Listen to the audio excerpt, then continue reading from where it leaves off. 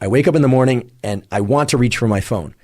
But I know that even if I were to crank up the brightness on that phone screen, it's not bright enough to trigger that cortisol spike and for me to be at my most alert and focused throughout the day and to optimize my sleep at night. So what I do is I get out of bed and I go outside. And if it's a bright, clear day and the sun is low in the sky or the sun is, starting to get overhead, what we call low solar angle, then I know I'm getting outside at the right time. If there's cloud cover and I can't see the sun, I also know I'm doing a good thing because it turns out, especially on cloudy days, you want to get outside and get as much light energy or photons in your eyes. But let's say it's a very clear day and I can see where the sun is. I do not need to stare directly into the sun. If it's very low in the sky, I might do that because it's not going to be very painful to my eyes. However, if the sun is a little bit brighter and a little bit higher in the sky, sometimes it can be painful to look at. So the way to get this sunlight viewing early in the day is to look toward the sun. If it's too bright to look at directly, well, then don't do that. You just look toward it, but not directly at it. It's absolutely fine to blink. In fact, I encourage you to blink whenever you feel the impulse to blink. Never look at any light, sunlight or otherwise, that's so bright that it's painful to look at because you can damage your eyes. But for this morning sunlight viewing, it's best to not wear sunglasses. That's right, to not wear sunglasses, at least for this morning sunlight viewing. It is absolutely fine to wear eyeglasses or contact lenses, so-called corrective lenses. In fact, those will serve you well in this practice or this tool because they will focus the light onto your neural retina and onto those melanopsin intrinsically photosensitive ganglion cells.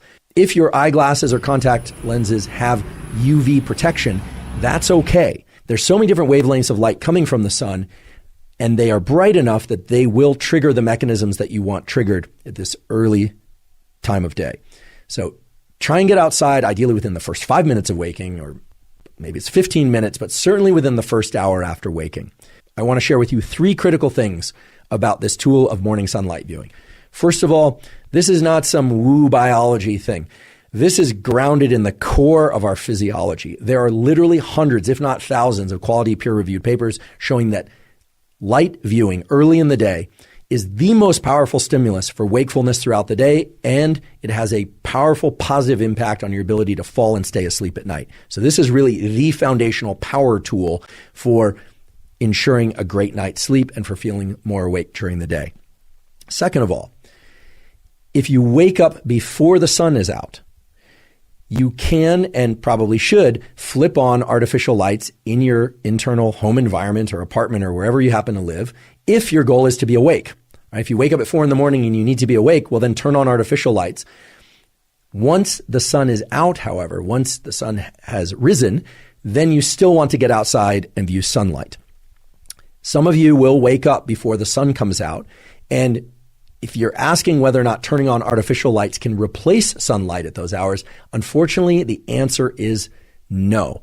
Unless you have a very special light, we'll talk about what kind of light, the bright artificial lights in your home environment are not, I repeat, are not going to be sufficiently bright to turn on the cortisol mechanism and the other wake-up mechanisms that you need early in the day.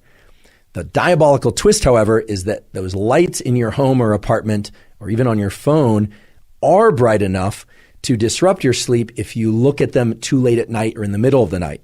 So there's this asymmetry in our retinal, our eye biology, and in our brain's biology, whereby early in the day, right around waking, you need a lot of light, a lot of photons, a lot of light energy. And artificial lights generally just won't accomplish what you need them to accomplish.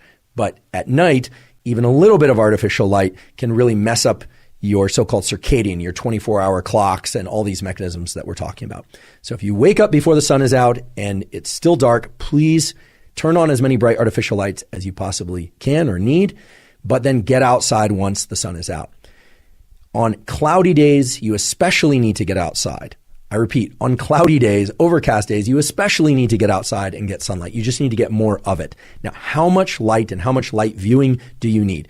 This is going to vary depending on person and place, literally where you live on Earth, whether or not there's a lot of tree cover, whether or not you're somebody who has sensitive eyes or less sensitive eyes. It's really impossible for me to give an absolute prescriptive, but we can give some general guidelines. In general, on a clear day, meaning no cloud cover or minimal cloud cover, you want to get this sunlight exposure to your eyes for about 5 minutes or so. Could be 3 minutes one day, could be 7 minutes the next day, about 5 minutes. On a day where there's cloud cover, so the sun is just peeking through the clouds or it's more dense cloud cover, you want to get about 10 minutes of sunlight exposure to your eyes early in the day.